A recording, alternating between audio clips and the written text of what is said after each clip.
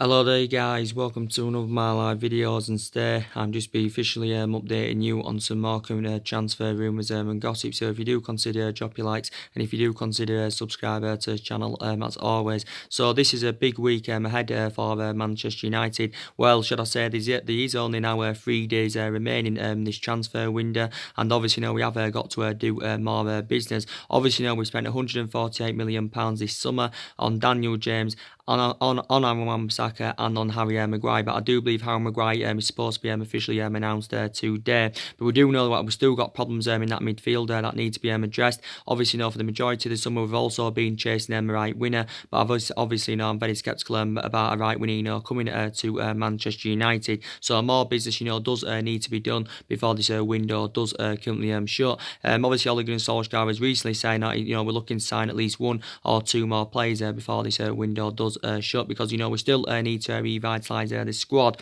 So there was a lot of news coming out yesterday, and I think about Paul Dybala. There was also news coming out about Bruno Fernandes. Obviously, we do know Manchester United have been in for both of them. Obviously, we've been in for Bruno Fernandes for the entirety of the summer, but now there was negative reports coming out yesterday, about the Paul Dybala saga, also about the Bruno Fernandes saga, saying that we've distanced ourselves away from the transfers of Dybala and Bruno Fernandes. So what was coming out of in regards to Paul Dybala yesterday, it basically said Manchester United had pulled the plug on the deal for Paul Dybala. So it didn't actually say now the swap deal isn't going to materialise between Lukaku and Paul Dybala, because we've reportedly ended our interest in Dybala due to his reservations about coming to Manchester United. Also due to Paul Dybala's extortionate wage demands. Also the agent's fees, and I think we was very dubious anyway that he wanted to join Manchester United, Paul Dybala, because his actual preference, is to remain in Turin. But I do believe, more additional information is going to update about Paul Dybala today, because I do believe that Dybala is set to return to Juventus training. Is it today or sometime this week? Because initially, he has, been withdrawn from Juventus training until his transfer saga is resolved. But there was actually, a change of scenery and that over the weekend about, the situation, with Paul Dybala, because obviously, Juventus had forced Dybala, to train alone, and I think Dybala obviously became sad, and he became infuriated about this, did Dybala, and I think it didn't just say he wanted out of Juventus, obviously the way that he's been treated by Juventus recently. But I do believe he's set to return to training either today or sometime this week, and I do believe he's set to hold more further talks with Maurizio Sarri regarding his future. But I do believe his actual preference is to remain in Turin. Well, obviously a lot of reports were reflecting out last week, saying that Dybala was demanding around 350 grand a week, to come to Manchester United. Obviously, I think he was demanding around £10 million a year after tax. But I do believe we've got reservations about giving Dybala 350 grand a week. So potentially on his current wage at the moment, Juventus is on around 120 grand a week, which equates to around £6.5 million a year, something like that.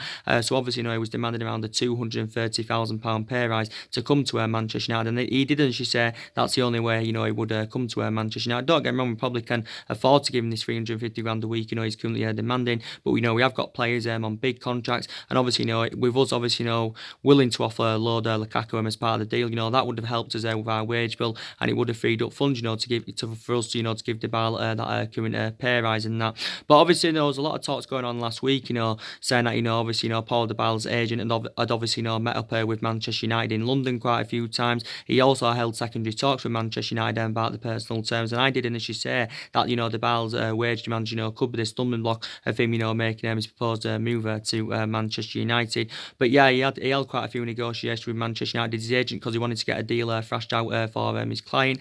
Also, I think the Juventus sporting director last week as well, I think he'd been in London, he'd also been in Manchester, discussing Paul Dybala's potential move to Manchester United. But I think the majority of Manchester United fans did believe anyway, this was not currently going to happen. And we've only been tentatively linked with Paul Dybala. For large portions of the summer, he hasn't been really one of our main priority targets. The links really emerged about Paul Dybala, I think, in the last 7 days or so, because obviously Sky in Italy did report out last week, saying that Manchester United and Juventus had agreed a swap deal in principle involving Romelu Lukaku and Paul Dybala. So this is what Sky in Italy had said, and it did initially say that the move was dependent on Dybala agreeing a move to Manchester United. So more additional information. We'll update about him today. He'll probably hold more talks with Rich Sorry. I think he's set to return to Juventus training today, or is it sometime this week? Is Paul Dybala, and I think he will, speak out about his future. But he didn't actually say the way that he's been treated recently.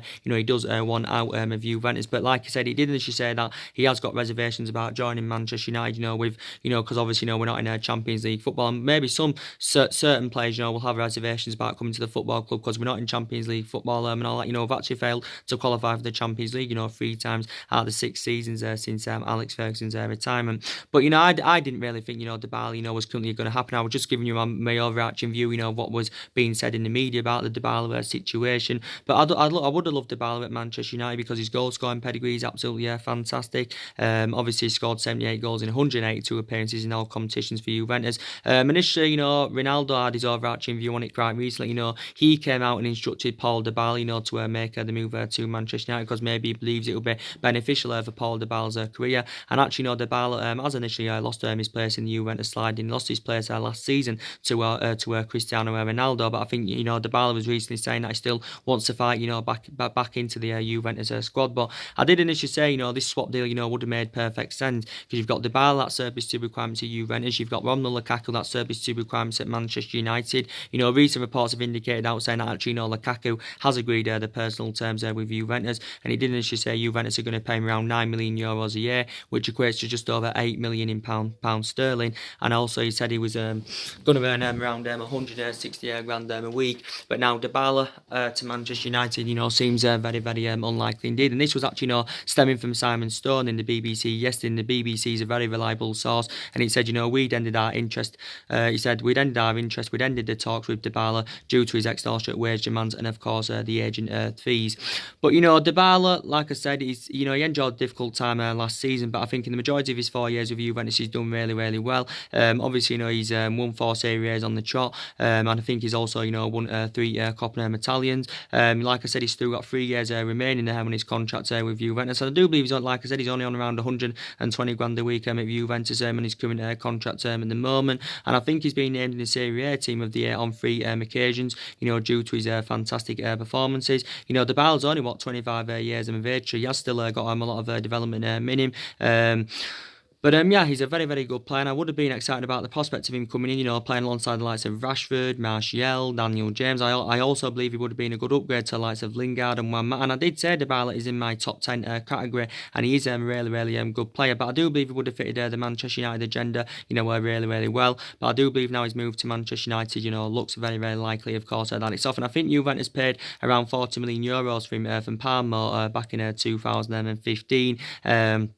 So yeah, in the majority of his 4 years with Juventus, he has done really, really well as Dybala. But now we've reportedly ended our interest in the player. So yeah, I do believe more things will update about Dybala today. The good news is though, as a lot of reports were circulating out yesterday, and as I did give you an update on in regards to Mario Mandzukic, he does reportedly say we're on the verge of signing Mandzukic, because it did initially say that Mandzukic had agreed personal terms with Manchester United on a 3-year deal, worth around £6.2 million a year, which I do believe equates to around £120,000 a week. And reportedly said his wages are set to increase by 35%, his wages than what he's currently on at Juventus at the moment. I think the initial fee is supposed to be around £15 million, so Man United have to pay around £15 million to get him. Well, £15 million is a reasonable figure, unless we may not have to pay a fee, if Juventus, we won't have to pay a fee if, of course, Juventus include Mandzukic in a swap for Romelu Lukaku, because they may now, ask for Romelu Lukaku as part of the swap, because obviously, Dybala, obviously now with us ended our interest in Dybala, so we may not have to, we probably won't have to pay a fee, if Juventus, demand Lukaku as part of the swap,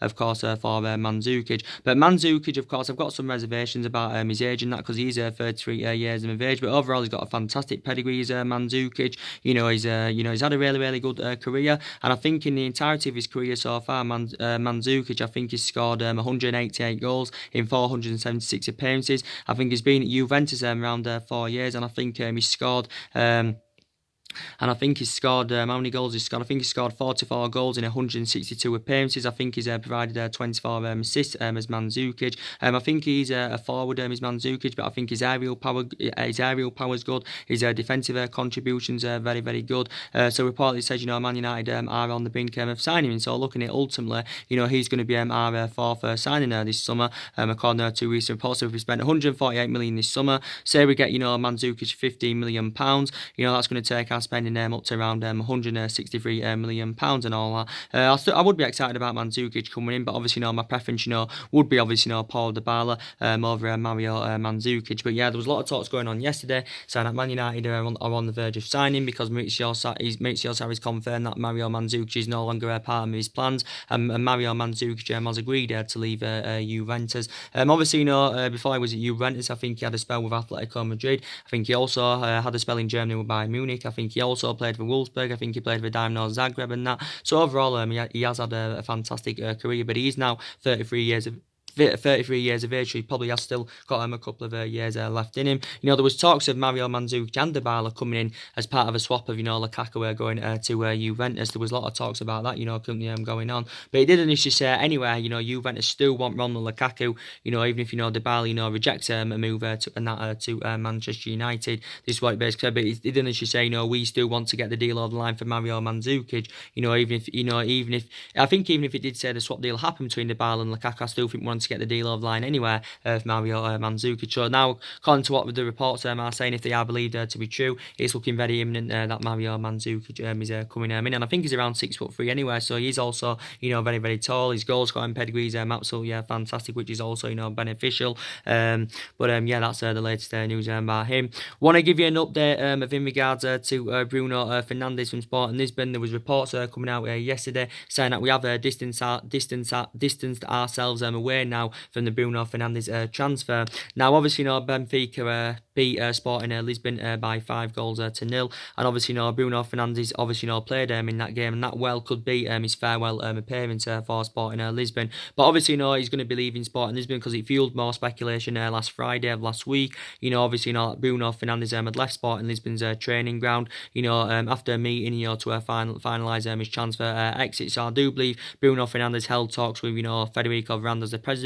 He also held talks with the Sporting Lisbon director. I think it was him and his agent that, of course, I got this the fact that obviously, they had this meeting, and obviously, I think he's now finalised his transfer exit as Bruno Fernandes. But now, reportedly, we could miss out on the player because reportedly we've distanced ourselves away from the Bruno Fernandes transfer. Obviously, a lot of reports were emerging out last week, saying that obviously, Tottenham have now come into the equation again. It said initially, they stepped their interest up in Bruno Fernandes, and it reportedly said last week that, Spurs officials had flown out to Portugal to go and meet up with Sporting Lisbon's president Federico Varandas and all that, to get a possible deal thrashed out for Bruno Fernandes. So Tottenham have been in talks to sign Bruno Fernandes and that. Obviously, Tottenham are looking to do more transfer activity. They've got 2 players on the board so far this summer, but I do believe Tottenham's actual preference, they're in search for an attacking midfielder, so obviously, they do want number 10. So I do believe that they initially, saw Bruno Fernandes as an actual, alternative to Giovanni Lascelles. So, but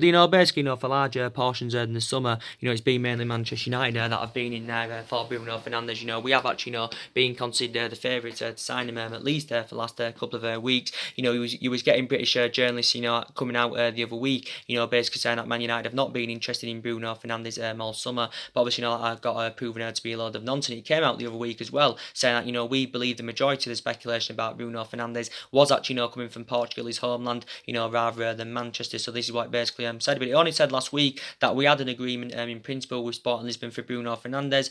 Bruno Fernandes initially told his Sporting Lisbon teammates that he's expected to leave this summer to obviously rejuvenate his career and take his footballing career to the next level. And I think, Damasio, he also, came out last week. Damasio is a very reliable Italian journalist, the majority of the time, when it comes to news about, the Italian transfers, he's mainly reliable. Sometimes he does get things wrong. But he broke out the news last week, just like he did in regards to Harry Maguire. And he said, Man United were close to signing Bruno Fernandes. But now, reportedly, we've actually, pulled them out of the race. And I do believe for the majority of the summer, Sporting Lisbon's valuation has seen to be the stumbling block of Bruno Fernandes making his move to Manchester United. Because obviously, Sporting Lisbon value Bruno Fernandes at around what 63 or 64 million pounds. Obviously, we've been only willing to pay around 50 million pounds for his services, but Sporting has been doing issue value at around 70 million. But he did say they would accept around 63 or 64 million pounds. But obviously, he's been one of our main priority targets this summer. Recent reports have come out now. He's not on Ole Gunnar Solskjaer's list of targets now. He's Bruno Fernandes. So reporting now we could be set to miss out on the player, which is a huge disappointment. But Sporting Lisbon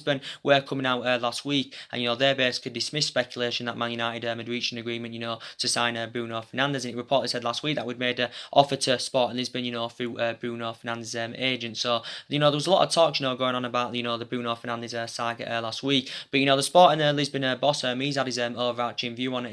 He's obviously come to accept the fact now that Bruno Fernandes wants to move on. But he did initially say that he was still unsure if Bruno Fernandes was going to leave. He did analyse it throughout the course of the summer, that clubs have been keen on signing the player. But Federico Varandas, he's also had his overarching view on it. And he came out last week, was it? And he basically said.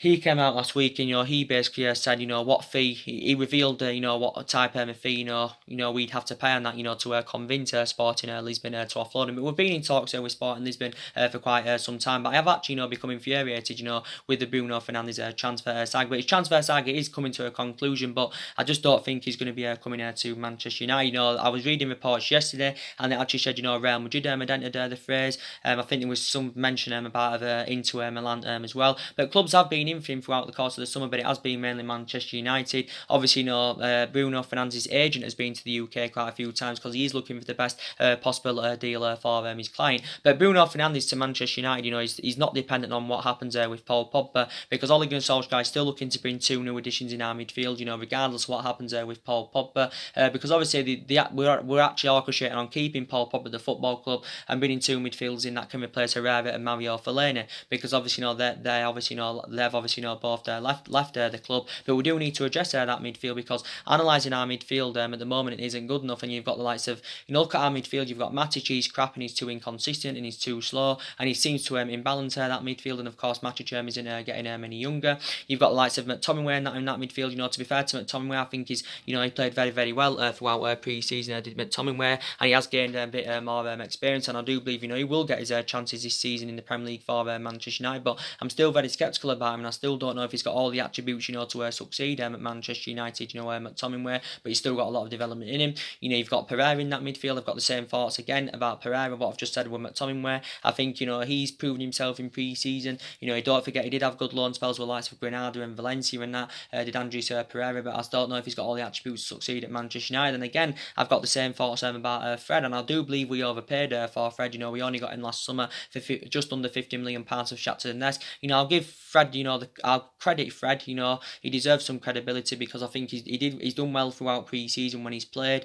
I think he did well towards the back end of last season. But let's be honest, he hasn't really replicated what he did at Shakhtar Donetsk because he was an exceptional player at Shakhtar Donetsk. Let's be honest, he never really got the chance under Jose Mourinho where did Fred. So I will give, he never really got the opportunity under Mourinho. But I'm still very sceptical about Fred. But I do believe the likes of Fred, McTominay and Pereira, I'd say they're all better solutions than the Nemanja Matic, because I do believe they're more mobile on the ball, the better on the ball. But looking at that midfield, it isn't good enough at the moment, and I do believe we need to get at least one midfielder in. And I think Bruno Fernandes is the right solution because he's only 24 years of age. Obviously, he's going to fit Ole Gunnar Solskjaer's transfer strategy perfectly, because Solskjaer said at the end of last season that he wants to recommend young players to come in this summer that can grow, develop, and emulate into superstars. This is what basically Ole Gunnar Solskjaer had said, and so Bruno Fernandes would fit his transfer strategy perfectly. And also Bruno Fernandes can score goals, he can create chances, he can also provide assists. His tenacity is really, really good. He's also very, very good from set piece, and Bruno Fernandes is predominantly an attacking midfielder. There was only reports coming out the other week saying that we'd actually reached a transfer agreement with Sporting Lisbon, and it reportedly said a fee of around 62 or 63 million pounds had been agreed, and it reportedly said the other week he was set to fly out to the UK, was Bruno Fernandes, to obviously have his medical ahead of his proposed move to Manchester United. But obviously them rumours didn't get proven to be true. So So yeah, it's looking like Bruno Fernandes and Paul Dybala, according to recent reports now, are not going to come to Manchester United. So we definitely need to get a couple more signings in before Thursday. That's very very essential indeed. But Ole Gunnar Solskjaer was recently talking about our recruitment policy, and obviously analysing the last couple of windows we've been inconsistent because we didn't get anyone in January. We didn't get as number one targets last summer as well. Which was a huge disappointment. But throughout the course of this summer, I know it's Ole Gunnar Solskjaer's first summer as Manchester United manager, but there has been a lot of speculation about players coming in and of course players going out. Solskjaer did initially say he was very adamant that we don't need to sell players. Obviously we do need to sell players because there is problematic players at the football club that do need to be currently sold. But Solskjaer did initially say we're not intending on overspending on our transfer tax, and quite a few people said earlier on this summer that of course that we should be sensible over our current recruitment. But Ole Gunnar Solskjaer's actual preference was at the end of March to get all our transfer business done by the time we initially went on pre-season. But obviously that didn't happen. But obviously the board have got to get the players that Ole Gunnar Solskjaer wants, because if the board don't get all the players that Ole Gunnar Solskjaer wants, you can say the board have let him down, because obviously initially the board assured that there was going to be backing Ole Gunnar Solskjaer this summer. But obviously Ed Woodward has been working on getting deals over the line. Obviously he has been overseeing our transfer business, but I can already see the vast improvements in the squad already. I've obviously been analysing the games in pre-season, and we do look much better team and all that, which is very very good. I do believe we look much better in that attacking third end of the pitch, because we've got that pace now in that attacking third end of the pitch, and that's something we lacked last season. Was that pace, and this is why last season wasn't scoring enough goals. This is why I wasn't ruthless enough in front of a goal. But throughout pre-season, it was absolutely fantastic. 6 wins out of 6. 12 goals scored, only 3 goals conceded. So you can see the vast improvements in the squad. And I think throughout pre-season, the young players really stepped up to the plate. You got Mason Greenwood that did fantastic. Obviously, Ole Gunnar Solskjaer has assured Mason Greenwood more playing time this season, which is absolutely fantastic. And he's only 17 years of age, and I do believe he can exceed expectation levels at Manchester United. I also believe that Chong's done really really well, but he's still inexperienced at the moment. I think we're seeing glimpses of how Angel Gomez has been. He's been pretty good. I think Rashford and Martial have been they were fantastic throughout pre-season. I think Rashford and Martial, they're still both very very young. I still don't think they've emulated to that level as yet. It's going to take them at least maybe a year to get them to that level where they do currently want to be. But they've both done well in pre-season. Martial, I think he'll actually play more centrally this season with Martial, because he seems to be more effective in that position as we did see him in throughout pre-season. So if he seems to fulfil that number 9 role well, probably quite a few times this season we'll play Rashford centrally, because Martial and Rashford can both play out wide. Obviously they can both play centrally, so they did really really well. Also Diego Dalot did well. I think McTominay did well. Pereira did very very well. I think Alex Tuanzebe did well in that back line. Some people have orchestrated out saying that actually we should loan a couple of the young players out. Prime example, Alex Tuanzebe, maybe we should loan Angel Gomez and that out, maybe even Chong, because it may be beneficial for their futures, and obviously it will gain them a bit more experience. But yeah, I enjoyed their pre-season. We had good results in Australia against Perth Glory 2-0, Leeds United 4-0. Then obviously we went to Singapore and had a good result against Inter Milan, winning 1-0. Then obviously went to Shanghai and then beat Tottenham by 2-1. Then obviously went to Norway and beat Kristiansund 1-0, and then obviously went to Cardiff and beat AC Milan 5-4 on penalties, but obviously ended 2-2 in normal time. But already I can see the vast improvements in the squad. But I do believe we're going to have a better season this season. I do believe that very very much. We're going to have a better season. I'm still sceptical about Manchester United win the league. With the Dybala news saying if we could have brought a Dybala in, maybe we could have mounted up a title challenger this season. We could maybe challenge for the title this season, but I just don't think we're going to win the league this season, because I think we're at least a couple of years off winning the league. But I think this season we'll finish in the top 4, maybe even the top 3. We may even finish second, but I don't think we'll win the league. But I think our expectations anyway this season probably will be to finish in the top 4.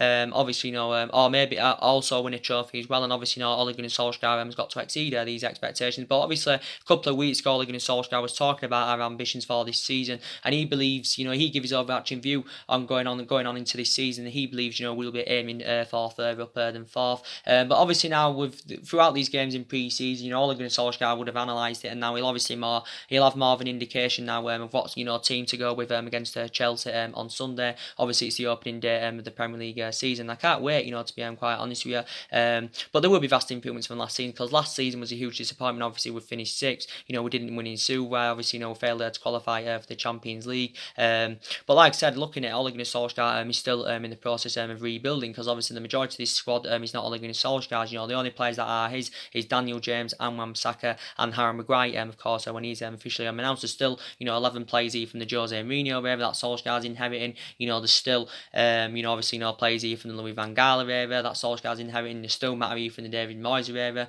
and obviously there's still around 5 players here from the Alex Ferguson era, of course. So yeah, Solskjaer, still basically inheriting all of them. But Ole Gunnar Solskjaer did say, he's following Alex Ferguson's philosophy, and Ole Gunnar Solskjaer, wants to get us back, to being a competitive elite level football club. And I know we have been a toxic club for the last 5 or 6 years. Obviously the main factor reason why we have been a toxic club, because obviously we've been mismanaged. This is the main factor reason why we have been underachieving. We haven't won much silverware, since 2013. Obviously we haven't won the Premier League for over 6 years now. We didn't basically win out under the David Moyes era. Won the FA Cup under Louis van Gaal era. Obviously we won the Europa League and the League Cup under the Jose Mourinho era. That obviously came in Jose Mourinho's first season. But obviously it hasn't worked in all the managerial eras. Since Alex Ferguson's retirement. And obviously we sacked 3 managers. Obviously we haven't got the structure to keep sacking our manager. But I don't think we're going to consider sacking Solskjaer anyway. Even if it does go wrong in this season, I still think we'll give him a bit more time than that. Because I love Ole Gunnar Solskjaer, and I hope it definitely works out for him. And I do believe he can succeed at Manchester United. Don't forget he's at a club that he loves, Ole Gunnar Solskjaer. Obviously he's at a club that he knows inside out, because he was a great player for us for 11 years under Alex Ferguson. So he flourished under Alex Ferguson's guidance. Don't forget he initially watched from this team this day and age grow and develop when he was managing the Manchester United reserve team. And he has got a bit of experience under his belt as a manager as Solskjaer. He proved himself as interim manager in his first 3 months at the club. Obviously he did win a couple of Norwegian titles with Molde as well, don't forget. But he hasn't really got the experience of a manager to the highest level. But yeah, Solskjaer will give everybody the chance this season, just like he did, throughout pre-season, more or less everybody, got the chance. This season he'll give the young players a chance, the fringe players a chance, the experienced players a chance. There was quite a few players that didn't play on pre-season. Obviously Lukaku didn't play on pre-season. Obviously, he did travel to the likes of Australia and Singapore and China, I think, but obviously he didn't play because obviously Solskjaer said that he was injured. He had some kind of ankle problem. Lukaku wasn't part of the Norway squad. He also wasn't part of the squad, of course, that went to Cardiff. So obviously, that fueled more speculation regarding his long-term future. Obviously, with Alexis Sanchez, obviously, he didn't play throughout pre-season, but we do know he's going to be remaining with the football club. With Sanchez, I do believe he said he'd been back in training. He's still working on his full fitness, because it said that Sanchez had sustained an injury whilst on Copa America duty with Chile reportedly. But Sanchez is going to be remaining at the football club. Darmian, obviously, I think it's very imperative that Manchester United get rid of him. Obviously, he didn't play throughout pre-season. Darmian has enjoyed a very difficult time at Manchester United. He has been here over 4 years now, but he hasn't really been given the opportunity. Let's be honest, because obviously, Darmian isn't first choice. I think the club also needs to get rid of Marcus Rojo. I know he's been playing throughout pre-season, but Marcus Rojo is very, very inconsistent. And I think his Manchester United career has been mainly affected, with the amount of injuries he has sustained. So Marcus Rojo, basically has been a huge disappointment. I think it used to say that we've put around a £20 million valuation on him, but we sell Diamond and Rojo, it would help us with our rebuilding process. We'd probably generate around between 30 or 35 million pounds for their departures. But yeah, I think Man United have obviously got to get rid of them. But like I said, now we have got players on big contracts. Obviously, but we can afford it because we're a massive club. We've got massive revenues and all that. But you've got the likes of Sanchez, who's obviously the highest paid player at the football club. He's the highest paid player in the Premier League. He's on £500,000 a week.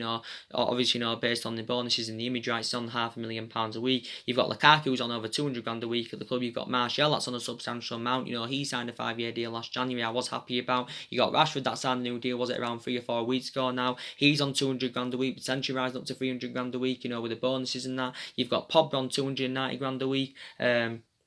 You've got Pogba on £290,000 a week. You're gonna get De Gea on £375,000 a week when his contract term is officially announced, because he did initially say that De Gea had agreed a new 6-year contract with Manchester United, and it's worth £117 million, of course, over 6 years. So yeah, we have got players on big contracts and that.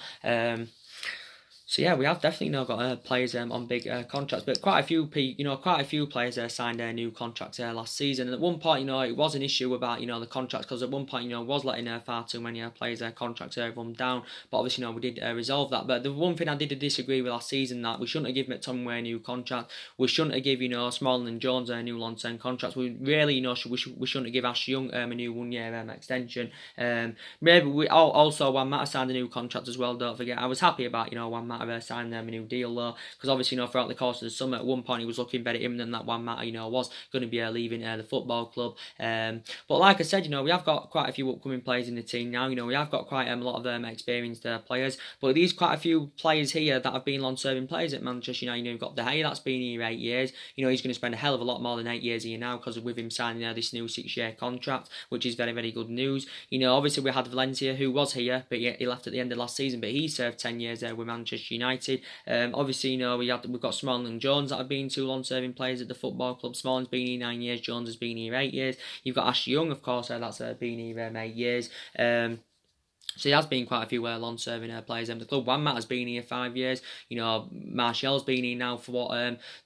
He's been here over, I think, 4 years now. As Anthony Martial. Rashford's been at Manchester United. Since he was a youngster. He's been a Manchester United player since the age of 7. So there has been quite a few long-serving players here at Manchester United and that. But like I said, I think Daniel James and Wan-Bissaka, we have seen glimpses of what good signings they've proven to be so far, because they did absolutely fantastic throughout pre-season. With Daniel James, don't get me wrong, I've still got some concerns about him at the moment. There is an element of concern about Daniel James, because I think his crossing needs to improve. He does need to improve a bit in the attacking third of the pitch, but I think he's still a prospect and he needs time to develop. And of course, Daniel James has still got a lot of years ahead of him.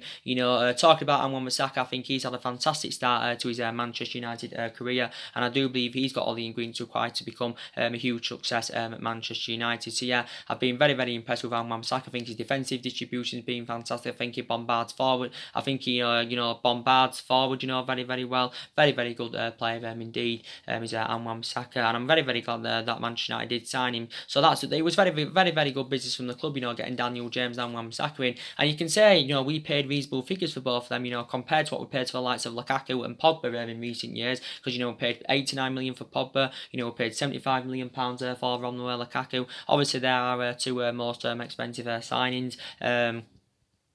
But we've got a history of spending big on players anywhere, as you all know, because a hell of a lot of money's been invested into the football club over the years. I do believe in the, since Ferguson's retired, I must believe that nearly around the 800 million pounds has been spent on over the managerial eras, now including under Ole Gunnar Solskjaer as well, of what we spent under Solskjaer. But so I want to talk with you about Harry Maguire from Leicester. So I do believe Harry Maguire's transfer to Manchester United should be fully announced today, because I was reading their reports yesterday. It did say Harry Maguire to Manchester United should be announced by Monday. I do believe that Ole Gunnar Solskjaer said that he could give Harry Maguire his debut for Manchester United against Chelsea on Sunday. Obviously, these reports emerged out on Friday. It was coming from the BBC and the Telegraph reported on there. Said Man United have agreed an £80 million fee with Leicester. Obviously, Brendan Rodgers had confirmed this himself on Friday, that a fee had been agreed, between Manchester United and Leicester. And I think Brendan Rodgers has given his overarching view on it. He's actually pleased, with the money he has generated from Harry Maguire's departure. But looking at Leicester didn't really want to sell him, so maybe Leicester and Brendan Rodgers will be disappointed by it. But obviously now Leicester are looking for a replacement for Harry Maguire. So basically, yeah, so we've agreed obviously an £80 million fee with Leicester, and some reports were actually saying it was around an £85 million fee that had been agreed. So obviously Harry Maguire now is the most expensive defender in the world, and obviously the fee that we are paying is obviously going to exceed the fee of what Liverpool paid for Virgil van Dijk back in January 2018, because Liverpool paid around £75 million for Virgil van Dijk. Obviously you can't put Harry Maguire in Virgil van Dijk's calibre or level, but I still think, because obviously Virgil van Dijk is regarded as the best centre half in the world, but I still believe Harry Maguire is going to deliver the goods to Manchester United. Now obviously confirmed at the weekend that he obviously has completed his medical. I do believe he has signed a 5-year contract with Manchester United, worth up to around 200 grand a week, I think it is. I think there's also an option of further a year. But I do believe Harry Maguire is going to succeed at Manchester United. But at a long last, his transfer saga has come to a conclusion, because obviously we'd been in negotiations with Leicester for several weeks over coming to an agreement, to get Harry Maguire on the board. But I think Harry Maguire now he's obviously relishing this opportunity. He's very excited about the prospect of playing in a Manchester United shirt, because he informed Brendan Rodgers and his Leicester teammates the other week, saying that he obviously wanted to leave Leicester to rejuvenate his career and take his footballing career to the next level. I do also believe that Harry Maguire has demanded that he wants to become the captain of Manchester United, so the club may consider giving him the captaincy. And I think he would be absolutely a fantastic leader in our back line. There's been quite a few names mentioned who could become Manchester United captain. There was talks about Paul Pogba getting it this season to try and convince him to remain at the football club. There was also talks of Ashley Young getting it. There's also been talks that David De Gea has been demanding the captaincy, but we may well give it to Harry Maguire, because I think I've just said, he'll show great leadership in that in our current back line. But obviously Ole Gunnar Solskjaer identifies Harry Maguire as his number one defensive target, and he obviously he instructed Ed Woodward to get the deal over the line, because obviously Ed Woodward had been working on the deal I think since Ole Gunnar Solskjaer had instructed him to, and Ed Woodward had been working on the Harry Maguire deal for quite some time. But yeah, like I said, I think Lindelof will be excited about the prospect of Harry Maguire playing alongside him in our back line. But like I said, Harry Maguire is a better option than what we've currently got in our back line at the moment, and I do believe Harry Maguire is a fantastic upgrade to the likes of Chris Smalling and Phil Jones and that. And I think Solskjaer wanted to get the deal over the line even more. When obviously Eric Bailly had sustained that serious knee injury. Obviously Eric Bailly is a huge doubt this season. I think he did say he's out for up to 5 months, and I do know how much an imperative player that Eric Bailly is. He has got great potential in that, and his distribution, that's fantastic when he's fully fit. But I think his Manchester United career has been mainly affected, the amount of injuries sustained, obviously with his fallout under managers. And we have bought central defenders in recent years. We bought Victor Lindelof a couple of years ago from Benfica for around £31 million. Lindelof didn't really succeed in his first season. He lacked that consistency, didn't really settle in. But I thought in his second season there was vast improvements in his game, and throughout pre-season I think Victor Lindelof has done absolutely fantastic. Even though he actually came off injured in one of the games, but obviously the injury wasn't too severe. But Victor Lindelof is definitely flourishing at Manchester United. Like I said, we bought Eric Bailly back in 2016 from Villarreal for around £30 million. He's been here now obviously over 3 years. But obviously we like I said, we haven't had a world class central defender since we had the likes of Vidic and Ferdinand. But we haven't got a central defender at the moment of what a central defender. We haven't got any central defenders that have got the physical attributes of what Harry Maguire's got, because Harry Maguire has got them good physical attributes, because he's good in the air, he shows that ability to power from the back, his distribution's really good, his work ethic's really good. Maybe there's a slight element of concern about Harry Maguire. He's not really fast, but I don't think that's a current issue. Plus he's well Premier League proven, which is very beneficial for Manchester United. He's Premier League proven. But I thought in my opinion, he did really well in his 2 years there with Leicester. Obviously he made 76 appearances in all competitions. 69 of those appearances had come in the Premier League. He only initially signed a new deal when he was at Leicester last summer, so he still had around 4 years remaining on his contract, when he was at Leicester. But Leicester are going to make a substantial profit on the player, because Leicester only paid £17 million for him from Hull. And as well, don't forget, Mike Phelan is going to get that reunion with Harry Maguire. Now he's going to get that reunion, is Mike Phelan, because obviously I think Mike Phelan was keen on him coming in, and Mike Phelan actually managed Harry Maguire during his short tenure with Hull and that, as you all know.